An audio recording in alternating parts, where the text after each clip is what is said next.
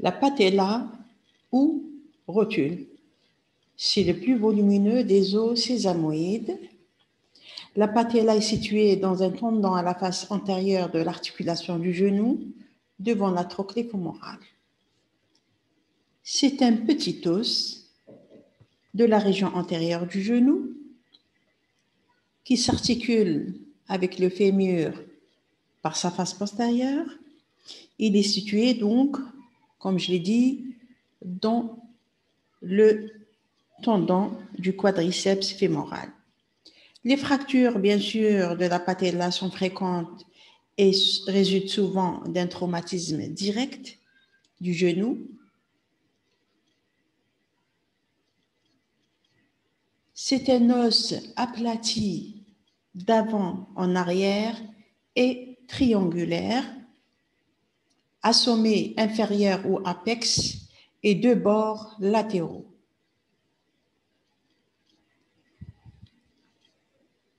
La patella est recouverte par l'insertion des ligaments qui se terminent sur la tubérosité tibiale antérieure. Nous allons voir ces faces, la face antérieure et la face postérieure, sur ce schéma.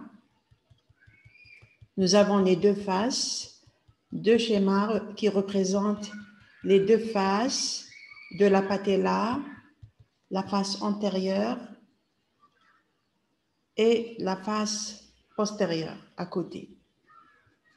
La face antérieure, regardez bien, légèrement convexe et palpable, c'est-à-dire on peut la toucher, elle est sous la peau, elle est sous-cutanée. Elle présente bien sûr plusieurs foramen trop nourriciers. Elle répond à l'expansion du tendon du quadriceps fémoral.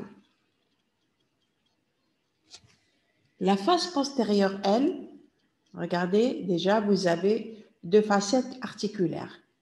Articulaires avec la trochlée fémorale. Elle représente, regardez, comme je l'ai dit, la base est supérieure et le sommet est inférieur.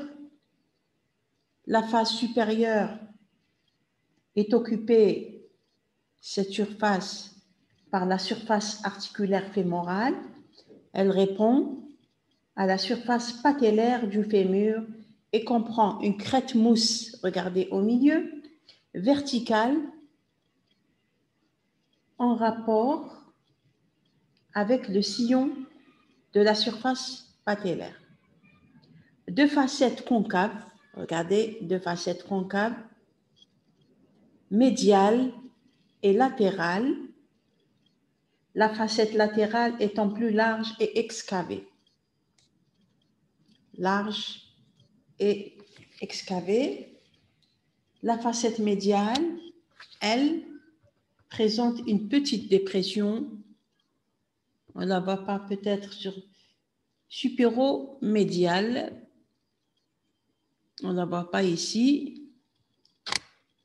Nous avons la partie inférieure, rugueuse, donne insertion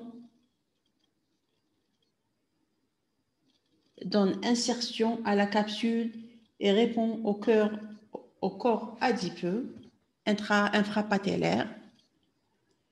Les bords, nous avons un bord médial et un bord latéral. Médial et latéral. Une base triangulaire à sommet postérieur. Elle donne insertion en avant au tendon du quadriceps fémoral et en arrière, là en avant et en arrière, près de la surface articulaire à ce niveau, à peu près à la capsule articulaire.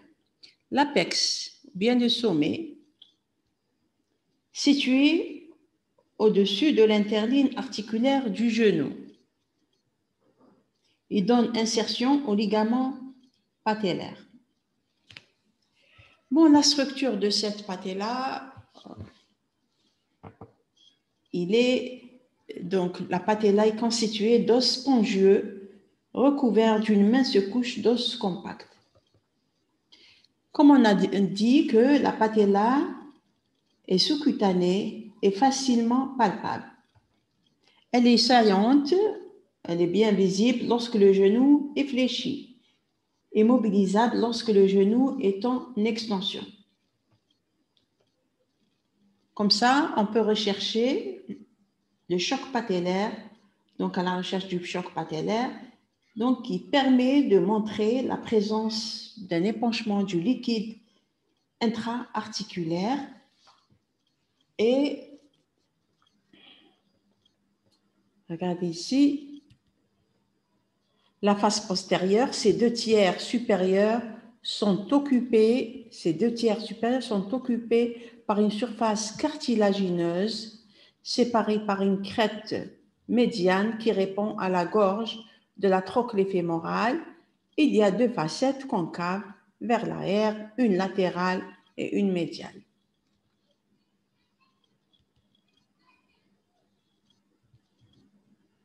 Je vous remercie.